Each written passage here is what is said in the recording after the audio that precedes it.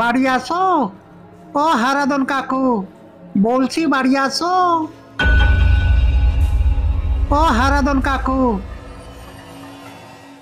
কে ডাকে এত রাতে? কে? আমি পাশের বাড়ির নিমাই গো, তোমার সাথে কথা আছে, একটু বাইরে আসবে গো। বল, কি চাই? বলছিলাম আপনার আশীর্বাদে টাকা পয়সার কোনো অভাব নেই। সামান্য বদনাম আছে ঠিকই, কিন্তু লোকে আমাকে সম্মান দিয়েই কথা বলে, আর ছেলে হিসাবে তো আমি খারাপ নয়। তাই বলছিলাম আপনার মেয়েকে বিবাহ করতে চাই। তোমার তো সাহস কম নয়। তুমি একটা ডাকাত হয়ে আমার মেয়েকে বিয়ে করতে চাও? নিলয়পুর ছোট্ট অথচ অপূর্ব এক গ্রাম। চারপাশে সবুজে মোড়া পাহাড় আর গভীর জঙ্গল, যেন প্রকৃতির আঁচলে ঢাকা এক রূপকথার জগৎ। এই গ্রামেই বাস করত নীলাঞ্জনা ও তার বৃদ্ধ পিতা। তাদের বাড়ির সামনে দাঁড়িয়েছিল একটি প্রাচীন বটগাছ, সময়ের সাক্ষী হয়ে। বটগাছটি ঘিরে ছিল এক রহস্য, তবে সকলেই জানত গাছটিতে বাস করত এক অভিশপ্ত পিশাচ। একদিন নীলাঞ্জনার চোখে পড়ে বটগাছ থেকে ঝরে পড়া একটি পাতায়। পাতাটি ছিল অভূতপূর্ব সুন্দর। বিস্ময়ে আচ্ছন্ন হয়ে নীলাঞ্জনা সেই পাতাগুলির দিকে এক দৃষ্টে তাকিয়ে রইল, যেন পাতাগুলো কিছু বলতে চায়। কি রে মা, বটগাছটার নিচে দাঁড়িয়ে কি দেখছিস?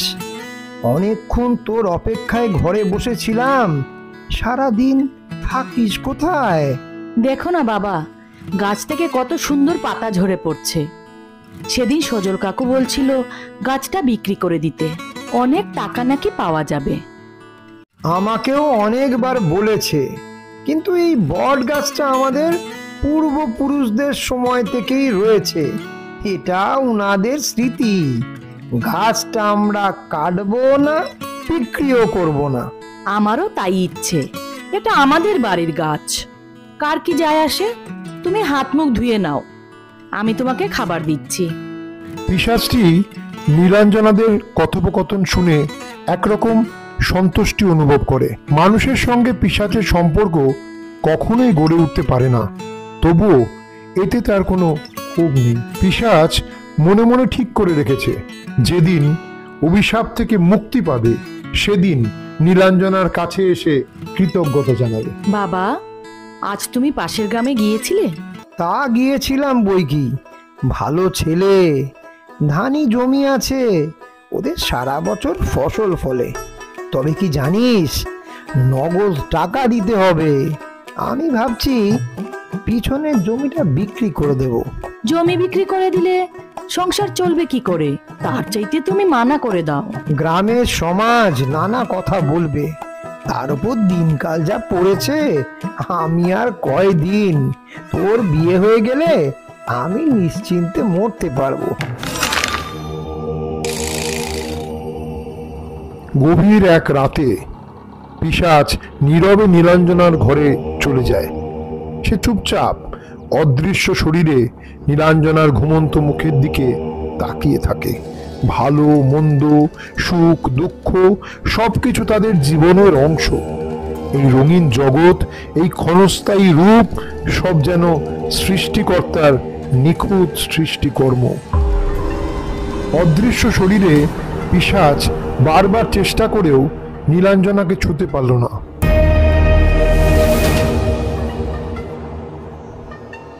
সামনে মহাবিপদ আসন্ন তা উপলব্ধি করতে পারে। পিশাচের অন্তর্দৃষ্টিতে তা স্পষ্ট হয়ে ওঠে। পিশাচ মনে মনে প্রতিজ্ঞা করে, যেভাবেই হোক এই মেয়েটিকে বিপদ থেকে রক্ষা করতে হবে।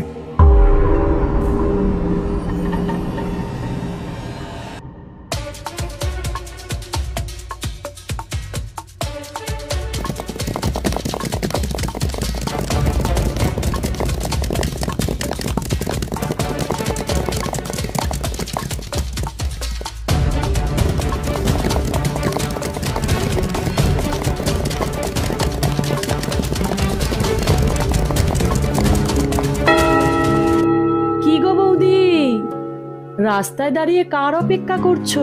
দাদা আবার পালিয়েছে নাকি? আরে নীলা যে, আর বলিস না ভাই, তোর দাদা শহরে গিয়েছিল 1 সপ্তাহ আগে, বলেছিল 2 দিন পর ফিরে আসবে। এতদিন হয়ে গেল, এখনো ফেরার নামগন্ধ নেই। নিশ্চয়ই কাজ শেষ হয়নি, তাই ফিরতে দেরি হচ্ছে। তুমি ভেবো না, দাদা দেখবে আজকালকের মধ্যেই ফিরে আসবে। এবার তোর কথা বল। শুনলাম পাশের গ্রামের ওই মহন্তর ছেলের সাথে তোর বিয়ের সম্বন্ধের কথা হচ্ছে। আর বলো না, বাবা উঠে পড়ে লেগেছে আমাকে বিয়ে দেওয়ার জন্য। আমি যতই না না বলি, কোনো কথাই আমার শুনতে চায় না।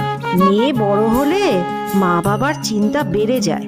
আর জানিসই তো, এই গ্রামের আশেপাশে শকুনিরা ঘুরে বেড়ায়।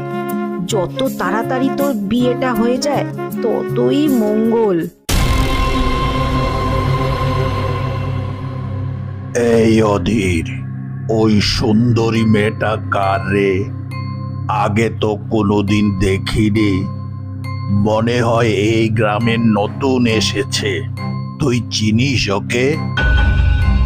সর্দার, ওই হলুদ রঙের শাড়ি পরা মেয়েটা রমেশের ছেলের বউ, যে রমেশকে গত বছর তুমি নদীর জলে ফেলে মেরেছিলে। আরে বোকা, ওই বউটার কথা জিজ্ঞেস করছি না, লাল জামা পরা মেয়েটার কথা জিজ্ঞেস করছি। ওটা হারাদনের মেয়ে, বাড়ির বাহিরে খুব একটা আসে না, খুব তাড়াতাড়ি বড় হয়ে গেছে। বাড়ির বাহিরে আসে না তো কি হয়েছে? আমাকে ফাঁকি দিতে পারলো কই? ঠিক দেখে ফেলেছি। কি বলিস? সর্দার, শুনেছি মেয়েটার বিয়ে ঠিক হয়ে গেছে পাশের গ্রামের সমেন মাঝির ছেলের সঙ্গে। বিয়েটা যে ভাঙতে হবে, কারণ মেয়েটিকে আমার পছন্দ হয়েছে। ওকে আমি রাজরানী বানিয়ে রাখো, বুঝতে পারছিস? সর্দারের যখন পছন্দ হয়ে গেছে, তখন বিয়েটা তো ভাঙতেই হবে। তুমি কোনো চিন্তা করো না সর্দার। আজ রাতে পাশের গ্রামে গিয়ে বলে আসবি মেয়েটা আমার বাগদত্তা। যদি চেঁচামেচি করে তাহলে জমের দুয়ারে পাঠিয়ে দিবি।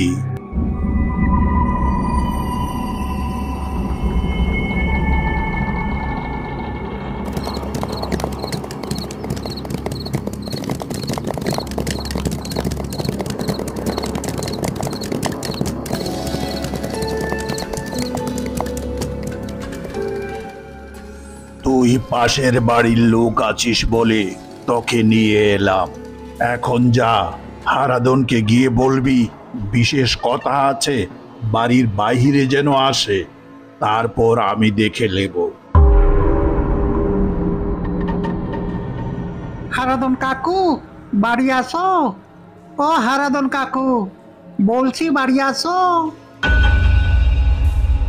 ও হারাদন কাকু। কে ডাকে এত রাতে? কে? আমি পাশের বাড়ির নিমাই গো, তোমার সাথে কথা আছে, একটু বাইরে আসবে গো। বল, কি চাই এত রাতে?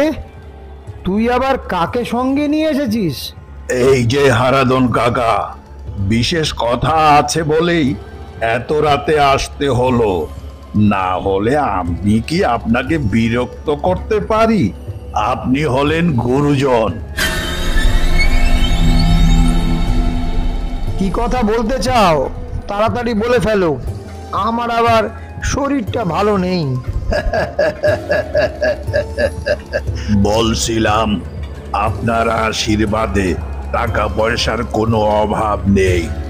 সামান্য বদনাম আছে ঠিকই, কিন্তু লোকে আমাকে সম্মান দিয়ে এই কথা বলে, আর ছেলে হিসাবে তো আমি খারাপ নয়। তাই বলছিলাম আপনার মেয়েকে বিবাহ করতে চাই। তোমার তো সাহস কম নয়, তুমি একটা ডাকাত হয়ে আমার মেয়েকে বিয়ে করতে চাও? নিমাই, তুই আমাকে ঘুম থেকে ডেকে কাজটা ভালো করিসনি। কাল আমি পঞ্চায়েতের কাছে বিচার দেব। বিচার? হে, আমার বিচার করবে এই গ্রামে এমন লোক আছে? শোনো হারাধন কাকু, তোমাকে 1 মাস সময় দিলাম। যদি রাজি হয়ে যাও তাহলে তোমাকে খরচা নিয়ে ভাবতে হবে না, উল্টো আমি তোমাকে ভালো টাকা দিয়ে দেব। না হলে 1 মাস পর এসে তোমার মেয়েকে তুলে নিয়ে যাব।